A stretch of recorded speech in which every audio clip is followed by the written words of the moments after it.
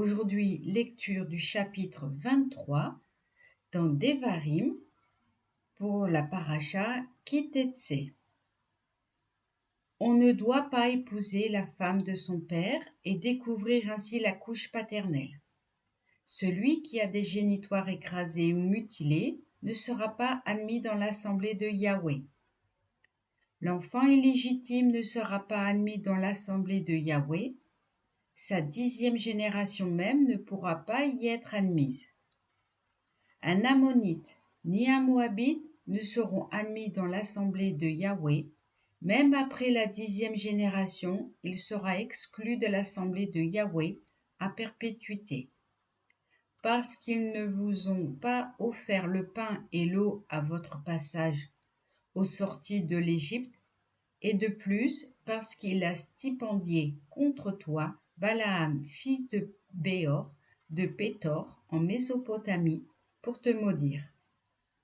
Mais Yahweh ton Elohim n'a pas voulu écouter Balaam, et Yahweh ton Elohim a transformé pour toi l'imprécation en bénédiction. Car il a de l'affection pour toi, Yahweh ton Elohim. Ne t'intéresse donc jamais à leur bien-être et à leur prospérité tant que tu vivras.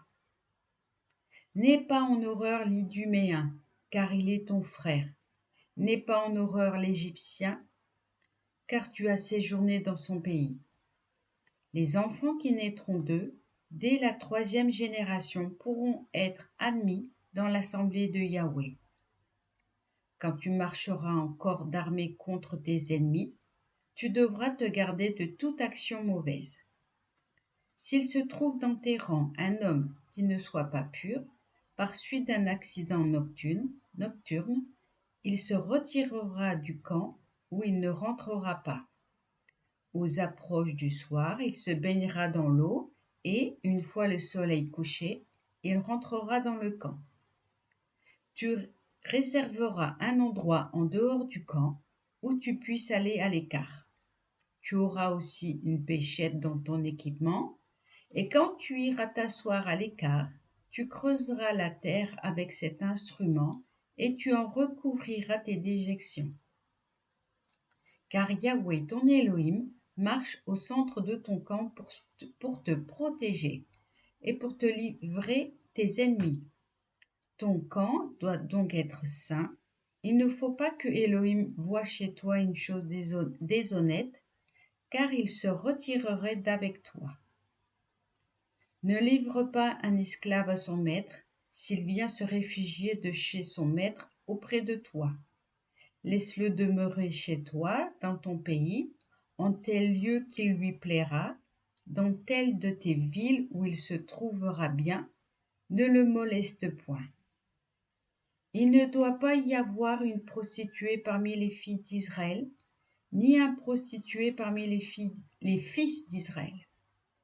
Tu n'apporteras point dans la maison de Yahweh ton Elohim, comme offrande votive d'aucune sorte, le salaire d'une courtisane, ni la chose reçue en échange d'un chien, car l'un et l'autre sont en horreur à Yahweh ton Elohim. N'exige point d'intérêt de ton frère, ni intérêt pour argent, ni intérêt pour denrées, ou pour toute chose susceptible d'accroissement. À l'étranger, tu peux prêter à intérêt. Tu ne le dois pas à l'égard de ton frère.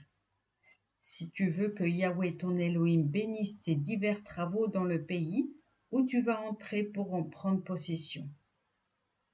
Quand tu auras fait un vœu à Yahweh ton Elohim, ne tarde point à l'accomplir. Autrement, Yahweh ton Elohim ne manquerait pas de t'en demander compte et tu aurais à répondre d'un péché. Si d'ailleurs tu t'abstiens de faire des vœux, tu ne seras pas répréhensible.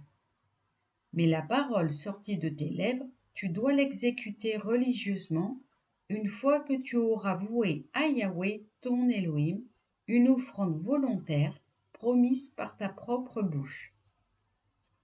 Quand tu entreras dans la vigne de ton prochain, tu pourras manger des raisins à ton appétit jusqu'à t'en rassasier. mais tu n'en mettras point dans ton panier. Quand tu entreras dans les blés de ton prochain, tu pourras avec la main arracher des épis, mais tu ne porteras point la faucille sur les blés de ton prochain. Amen.